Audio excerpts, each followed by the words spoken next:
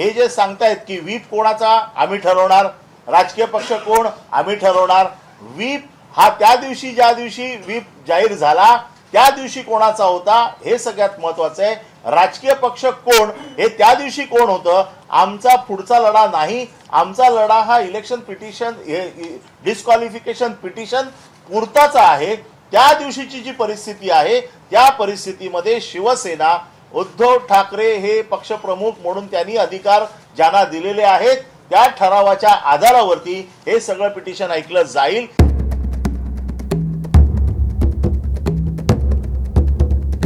नमस्कार, मी राहुल कुलकर्णी. 141 पानाचं सर्वोच्च न्यायालयाचं जे निकालपत्र आहे त्या निकालपत्रामध्ये बऱ्याच जणांना काही नवीन अर्थ सापडत आहेत. जसं आज लाईव्ह लॉ ह्या वेब पोर्टलनी एक बातमी प्रकाशित केली आहे आणि त्या बातमीच्या शीर्षकानेच अनेक जणांच्या भुवया उंचवल्या असतील. Shiv Sena case, speaker's decision recognising Eknath Shinde as leader and Gogawale as whip illegal. Only political party can appoint whip and leader, supreme court. आणि सन्माननीय न्यायालयाने आपल्या 141 पानाच्या निकालपत्रामध्ये काल दिवसभर जी चर्चा झाली की व्हीप श्री भरत गोगावले यांनाच बेकायदेशीर ठरवलं असं नव्हे, तर लाईव्ह लॉच्या म्हणण्याप्रमाणे श्री एकनाथ शिंदे यांची जी गटनेता म्हणून निवड झाली होती ती सुद्धा बेकायदेशीर आहे. त्याला रेकॉग्निशन कोणी दिलं तर तेव्हाचे म्हणजे आत्ताचेच विद्यमान अध्यक्ष श्री राहुल नार्वेकर यांनी दिलं.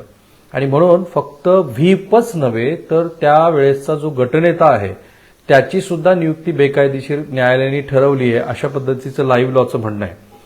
In the Shivasena case, a constitution bench of Supreme Court found fault with the Speaker of Maharashtra Legislative Assembly for recognizing the whip nominated by the Eknath Shinde-led group as the chief whip of Shivasena.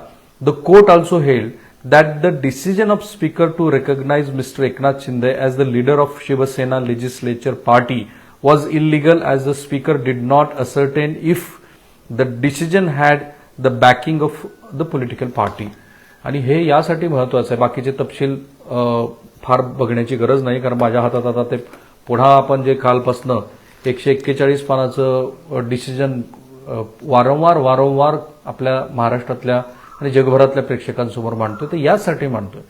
काल सुद्धा आपण या गोष्टीचा उहापोह केला होता की legislative party आणि पॉलिटिकल विंग या दोन सेपरेट गोष्टी नसून पॉलिटिकल पार्टी जे म्हणेल तेच लेजिस्लेटिव्ह विंगनी करायला हवं, अशा पद्धतीचं अत्यंत सुस्पष्ट असा निवाडा सन्माननीय न्यायालयाने काल दिला.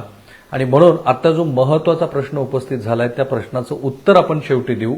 पण न्यायालयाने या 141 पानामध्ये नेमकं असं कुठं म्हटलंय याचाही मी लगोलग शोध घेतला, कारण याच मुद्द्यावरती शिवसेनेचे नेते श्री अनिल परब यांनी प्रेस कॉन्फरन्स घेतली आणि त्याच्यामध्ये त्यांनी हा मुद्दा मांडला आहे असं माझ्या काही सहकाऱ्यांनी थोड्या वेळापूर्वी मला सांगितलं. सो जे कन्क्लुजन आहे, जो कन्क्लुजनचा पार्ट सन्माननीय न्यायालयाचा आहे त्याच्यामध्ये न्यायालय काय म्हणतंय, in view of discussion about the following are our conclusions. The correctness of the decision in Nabam Rebia is refer to large bench of 7 जज. ते तुम्हाला माहितीच झालंय. This court cannot ordinarily adjudicate petition for disqualification under the 10th schedule in the first instance. There are no extraordinary circumstances in the instant case that warrant the exercise of jurisdiction by this court. आणि म्हणून मी म्हटलं की या निवाड्याचा प्रत्येक पक्षाने आपल्याला जसा हवा तसा अर्थ घेतलाय. काल श्री देवेंद्र फडणवीस आणि माननीय मुख्यमंत्र्यांची जी प्रेस कॉन्फरन्स झाली त्याच्यामध्ये ते असं म्हणत होते की कुठेही एक्स्ट्रॉर्डनरी सर्कमस्टान्सेस निर्माण झालेले नाहीत की ज्यामुळं न्यायालयाला असं वाटेल की सभागृहाच्या आतमध्ये आपण काहीतरी करावं आणि ज्यामुळं आपण आपला हस्तक्षेप अपेक्षित आहे. The speaker must decide disqualification petition within a reasonable period. म्हणजे न्यायालयाने काल काय म्हटलंय की सभापतीचे जे अधिकार आहेत त्याच्यामध्ये आम्ही हस्तक्षेप करणार नाही. त्यांनी रिझनेबल पिरियडमध्ये, आणि त्याच्यावरतीच महाराष्ट्रात आज डिबेट सुरू झाली आहे, रिझनेबल पिरियड म्हणजे कोणता. माझ्या मते त्याला कुठेही टाइम फ्रेम, टाइम बाउंड अशी लिमिटेशन दिलेली नाही. पण श्री एकनाथ शिंदे यांची निवड सुद्धा ऍज अ लीडर म्हणून कुठे बेकायदेशीर ठरली आहे, तर आपल्या कन्क्लुजनच्या डी पार्टमध्ये न्यायालय असं म्हणतंय, the political party and not the legislature party appoints the whip and the leader of the party in the house. Further the direction to vote in a particular manner or to abstain from voting is issued by the political party and not the legislature party. The decision of the Speaker as communicated by the Deputy Secretary to the Maharashtra Legislative Assembly dated 3rd July 2022 is contrary to law. The Speaker shall recognize the whip and the leader who are duly authorized by the Shiva Sena political party with the reference to the provisions of the party constitution after conducting an inquiry in this regard and in keeping with the principles discussed in the judgment. न्यायालयाने या conclusion प्रमाणे श्री एकनाथ शिंदे यांची गटनेते पदी हे या निर्णयामध्ये स्पष्टपणे न्यायालयाने म्हटलं की श्री एकनाथ शिंदे यांची गटनेतेपदी झालेली निवड ही बेकायदेशीर आहे.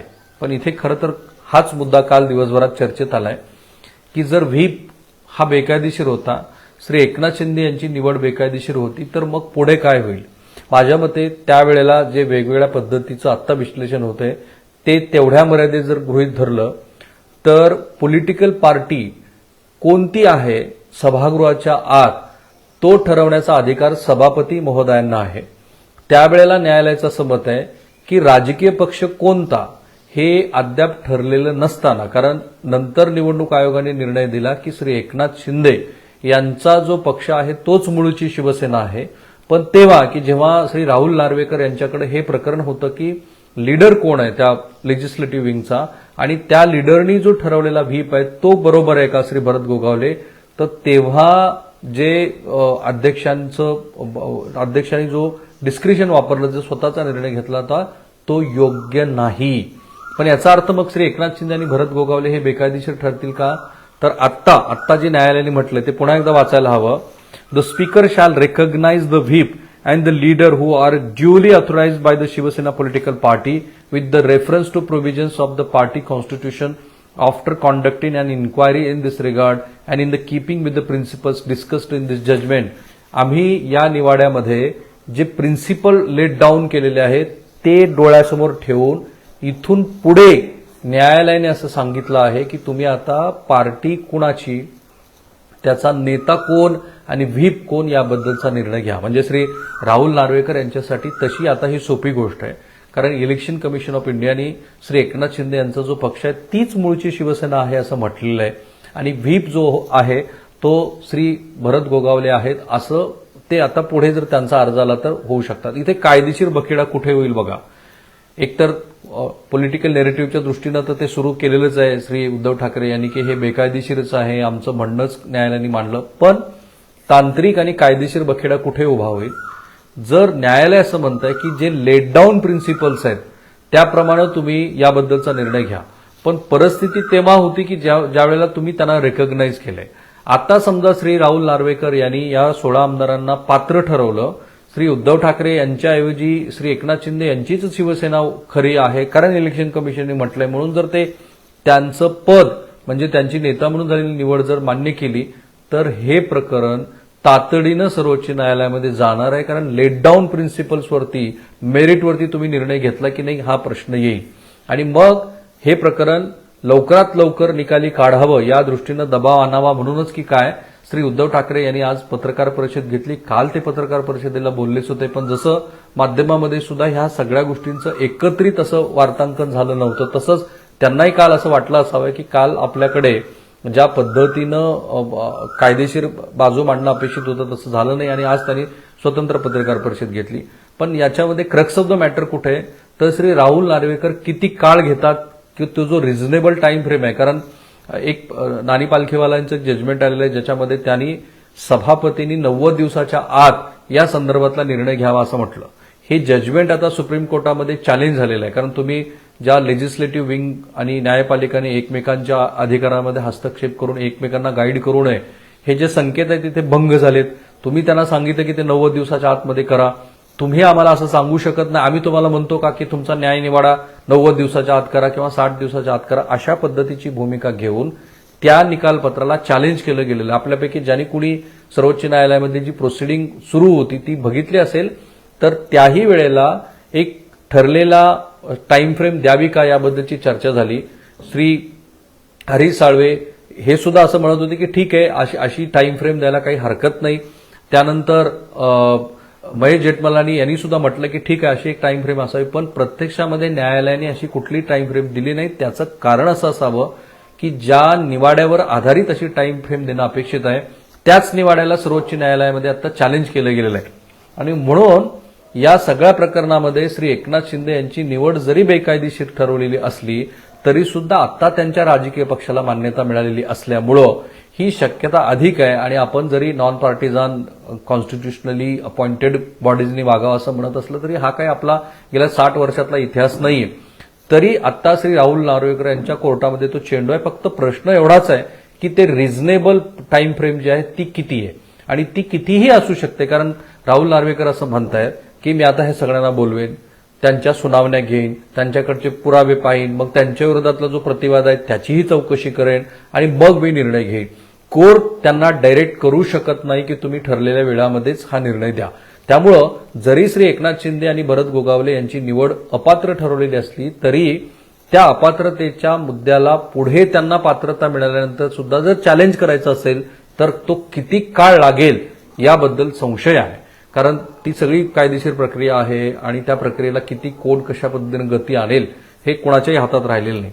पण एक निश्चित आहे की कालच्या निवाड्यामध्ये फक्त भरत गोगावले यांचीच नव्हे तर श्री एकनाथ शिंदे यांची जी निवड आहे ती बेकायदेशीर ठरवली. त्याचं कारण हे आहे की तेव्हा ज्या गटाला त्यावेळेच्या अध्यक्षांनी मान्यता दिली त्यावेळेला तो राजकीय पक्ष अस्तित्वात नव्हता.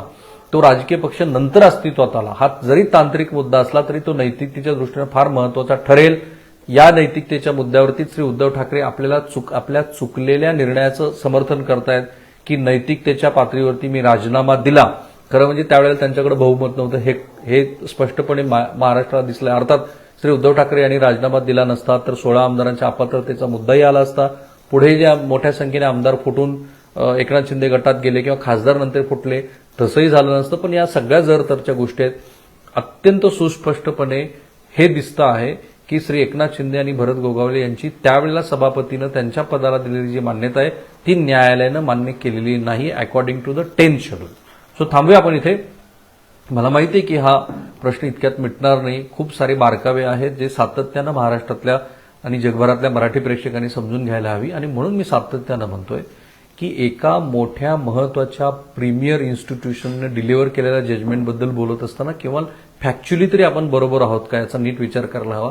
कारण खूप सारे मीम्स फिरतायत आणि ते अर्थहीन आहेत. थांबूया आपण इथे. माझे आणि एबीपी माझाचे जेवढे म्हणून सोशल मीडिया प्लॅटफॉर्म आहे ते फॉलो करायला लागा. आम्ही सगळीकडे आहोत. तुमच्या पोस्टची आम्ही दखल घेतो. त्या आमच्यासाठी महत्वाच्या असतात कारण तुम्ही अत्यंत चांगले सजेशन आम्हाला देत असतात. थांबूया. एबीपी माझा, उघडा डोळे बघा नीट.